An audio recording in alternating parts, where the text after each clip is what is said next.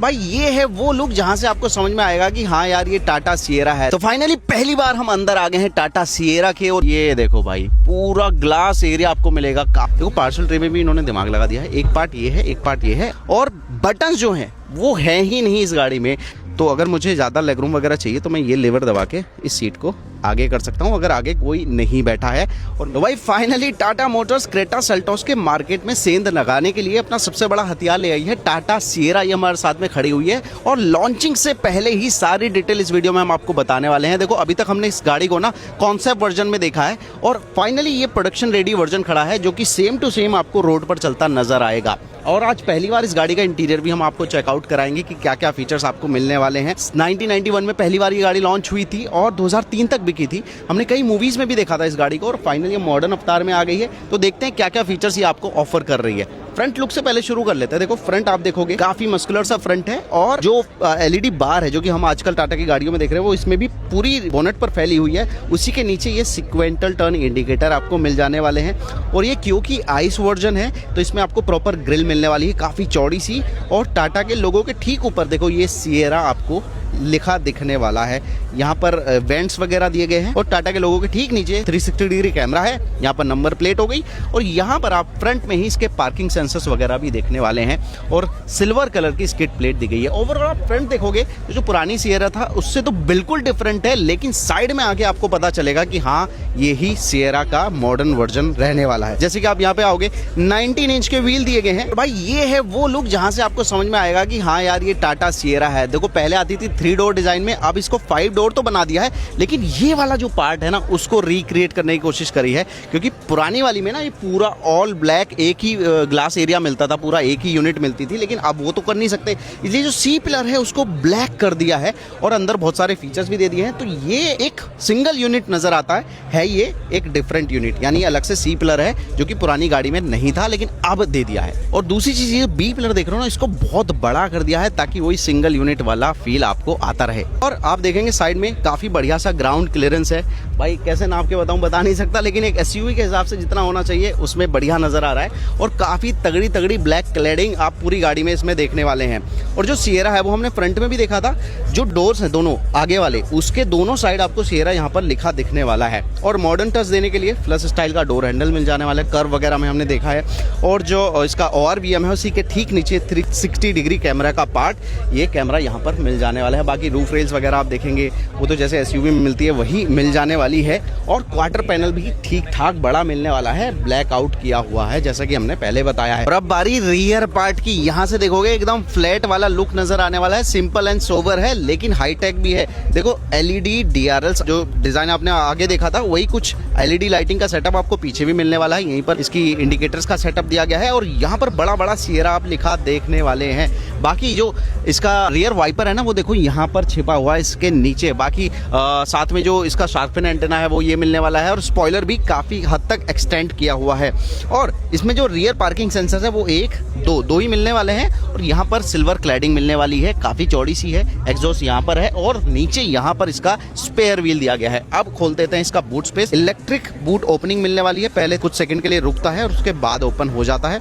और यहाँ देखेंगे काफी बड़ा बूट स्पेस आपको मिल जाने वाला है। देखो पार्सल ट्रे में भी इन्होंने दिमाग लगा दिया है, एक पार्ट ये है एक पार्ट ये है। और उसके बाद नीचे आप देखोगे अगर इसको खोलने की कोशिश करूं ये तो यहाँ पर कुछ नहीं है, एकदम फ्लैट फ्लोर है क्योंकि स्पेयर व्हील ऑब्वियसली नीचे मिल जाने वाला है। और एक बढ़िया चीज मुझे लगी, देखो हमने लग्जरी गाड़ियों में देखा था, ये देखो ऑडी वगैरह में देखा हमने कि जब ये टेल गेट ओपन हो जाता है तो पीछे जो व्हीकल आ रहे हैं, पीछे जो लोग आ रहे हैं उनको इंडिकेट करने के लिए यहाँ पर ये इंडिकेटर का काम करने लग जाता है। ये अगर बूट स्पेस बढ़ाना है तो ये रियर वाली सीट 60-40 स्प्लिट फंक्शन के साथ में आती है। आप लीवर दबा के इन सीटों को फोल्ड कर सकते हो और बंद करना है तो ये बटन बंद करो। और इलेक्ट्रिक बूट ओपनिंग और क्लोजिंग दोनों मिल जाती हैं। देखो ऐसे ये बंद हो जाने वाला है। तो फाइनली पहली बार हम अंदर आ गए हैं टाटा सिएरा के और यहाँ पर मिलने वाला है एकदम हाईटेक डैशबोर्ड। हालांकि ऐसा डैशबोर्ड ऐसा स्टीयरिंग व्हील हम पहले ही टाटा की गाड़ियों में देख चुके हैं, लेकिन जो सबसे बड़ा एडिशन है वो है ये देखो आप, जैसे हमने मर्सिडीज में देखा और जैसे हमने महिंद्रा की ईवी में देखा 3 स्क्रीन का सेटअप यहाँ पर मिलने वाला है। ड्राइवर के लिए अलग है, इंफोटेनमेंट के लिए अलग है और को पैसेंजर के लिए अलग से डिस्प्ले दिया गया है। फिलहाल हम इस गाड़ी को ऑन नहीं कर सकते, चाबी हमारे पास नहीं है, तो इस वजह से हम स्क्रीन ऑन कर नहीं दिखा सकते। लेकिन डैशबोर्ड का डिजाइन वगैरह कैसा है, बाकी फीचर्स क्या क्या मिलते हैं, वो जरूर आपको डिटेल में बता देंगे।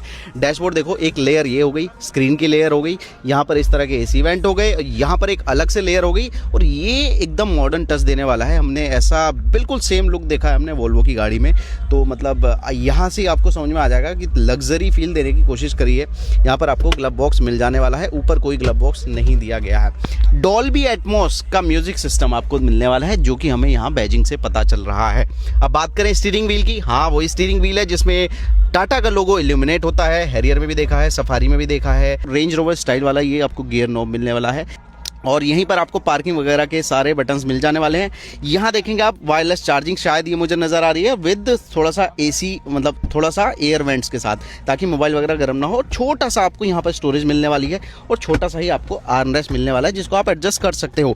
बात अगर सीटों की करें तो भाई ये सीटें इलेक्ट्रिक एडजस्टमेंट के साथ भी आती हैं, वेंटिलेशन के भी साथ में आती हैं। यहाँ देखो वेंटिलेशन का बटन दिया गया है, इलेक्ट्रिक एडजस्टमेंट ये रहे और मैनुअली आप अपने लिए थाई सपोर्ट को एडजस्ट वगैरह कर सकते हो। और बटन जो हैं वो है ही नहीं इस गाड़ी में, जैसे कि हम मॉडर्न तरीके से देख रहे हैं। जो थोड़े बोड़े बटन दिए जाते हैं ना, वो टच के रूप में यहीं पर मिल जाने वाले हैं। 2 टाइप सी के पोर्ट दिए गए हैं और 60 वाट की फास्ट चार्जिंग भी मिल जाने वाली है। यहाँ पर कप होल्डर्स दिए गए हैं। नीचे कुछ मामला नहीं है आपको स्टोरेज वगैरह का, जैसे हमने कई गाड़ियों में देखा है।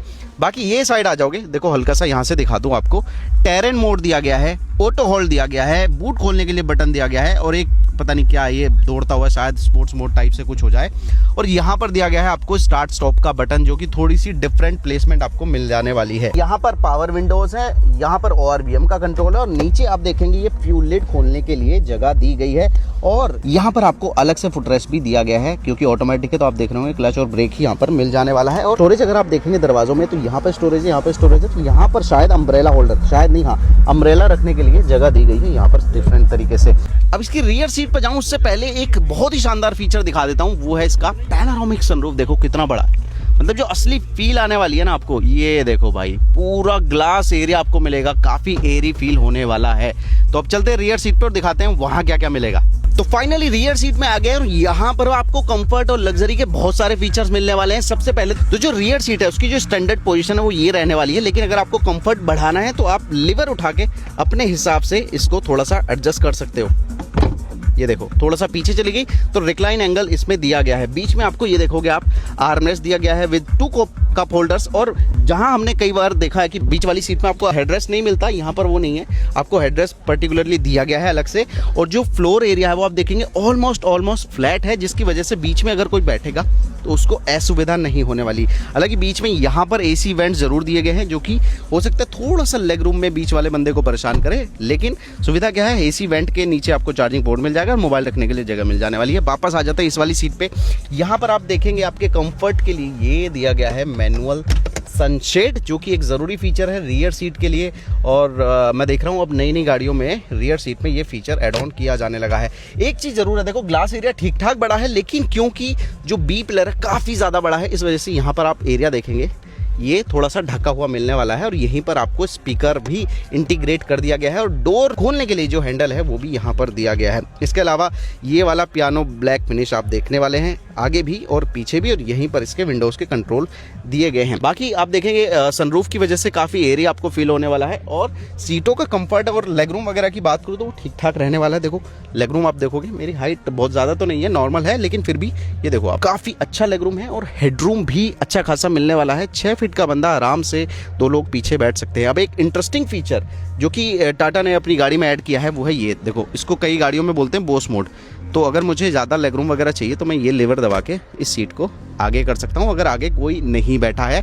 और मेरे लिए यहाँ पर देखो कितना ज़्यादा लेग रूम बढ़ जाने वाला है कि मैं यहाँ पर पाँव पे पाँव रख के आराम से ट्रैवल कर सकता हूँ। ये सारी चीज़ें दी गई हैं इसके रियर में। और स्टोरेज की बात करूँ, अगेन यहाँ पर बोतल रख सकते हैं, यहाँ पर अम्ब्रेला रखने की अलग से जगह दी गई है। ये देखो अम्ब्रेला का यहाँ पर साइन मिलता है। तो ये कुछ मामला रियर सीट का है टाटा सिएरा की। अब देखो इन्होंने ये तो नहीं बताया कि इंजन स्पेक्स क्या क्या है, लेकिन जहां तक हमें जानकारी है, जितना हमने पढ़ा है उस हिसाब से एक डीजल इंजन रहने वाला है और एक 1.5 लीटर का नया टर्बो पेट्रोल इंजन मिलने वाला है। एक नेचुरली एस्पिरेटेड होगा या नहीं होगा ये अभी कंफर्म है नहीं, यानी एक पेट्रोल और डीजल तो कंफर्म है, और एक ईवी वर्जन भी इसका आएगा जिसमें थोड़े थोड़े लुक चेंज कर दिए जाएंगे, जैसे कि ग्रिल जो है वो क्लोज कर दी जाएगी, अलॉय व्हील जो है उसका डिज़ाइन थोड़ा सा चेंज कर दिया जाएगा, और अंदर के जो सॉफ्टवेयर वगैरह हैं, जो लुक है डिस्प्ले का, अंदर का फीचर्स हैं, वो हल्के से चेंज हो जाएंगे। बाकी ओवरऑल कुछ ऐसी ही इसका ईवी वर्जन भी रहने वाला है। सेम हमने टाटा कर्व में भी देखा था, पेट्रोल, डीजल और आइस, वही कॉन्सेप्ट यहाँ पर कैरी फॉरवर्ड करा जा सकता है। अब देखो मोटी चीज़ जो रहने वाली है ना, वो सब डिपेंड करेगी इसकी प्राइसिंग पे, जो कि आएगी 25 तारीख को। आप एक बार कमेंट करके बताओ आपको क्या लग रहा है भाई, किस प्राइसिंग पे ये गाड़ी आए तो आप खरीदोगे, और माना तो ये जा रहा है कि क्रेटा सेल्टॉस से कम्पीट ये करने वाली है। तो कमेंट में बताओ क्या प्राइसिंग बेस्ट रहेगी इस गाड़ी के लिए। इस वीडियो में इतना है भाई, थैंक यू सो मच। कोई सवाल है तो वो कमेंट में पूछ लेना।